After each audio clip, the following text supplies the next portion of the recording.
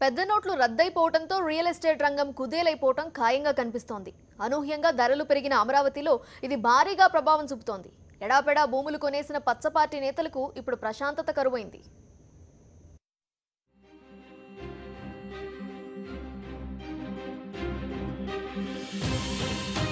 కేంద్ర నిర్ణయంతో టీడీపీ నేతలకు ఝలక్. అమరావతి రియల్ ఎస్టేట్కు తీరని దెబ్బ. Market value మటాష్.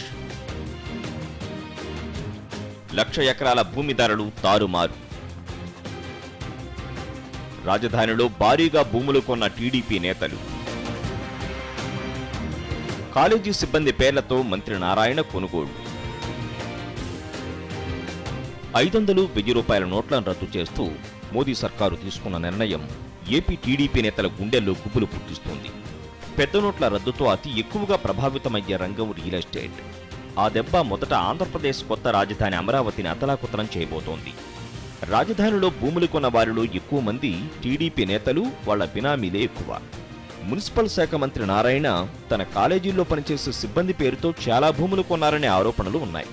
మరో మంత్రి రావెల కిషోర్ బాబు కుటుంబ సభ్యులు కూడా భారీ స్థాయిలో భూములు కొన్న సంగతి తెలిసిందే. ఇలా భూములు కొన్న వాళ్ల తలరాతలన్నీ ఇప్పుడు మారడం ఖాయంగా కనిపిస్తోంది. మోదీ సర్కారు దెబ్బతో మార్కెట్ విలువ పడిపోవటం ఖాయం. అమ్ముకున్న వాళ్లు మాత్రం కొంతలో కొంత సేవ్. చాలా మంది ఎకరాకు 1.5 కోటి కొన్నారు.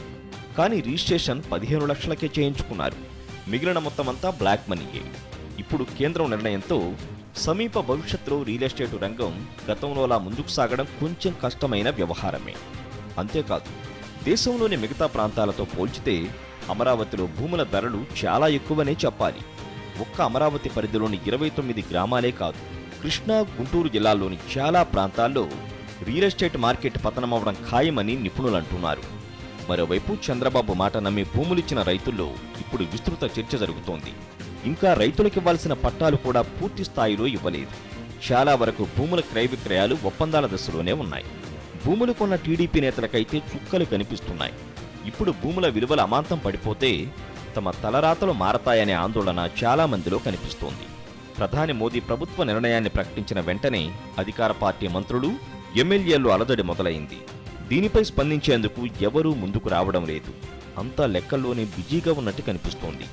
మొత్తానికి ఎంకిపెళ్లి సుబ్బి చావుకొచ్చిందన్నట్టు మోదీ సర్కారు నిర్ణయం అమరావతి రియల్ ఎస్టేట్పై పడింది. ఎన్ సతీష్, ప్రిన్సిపల్ కరెస్పాండెంట్, విజయవాడ.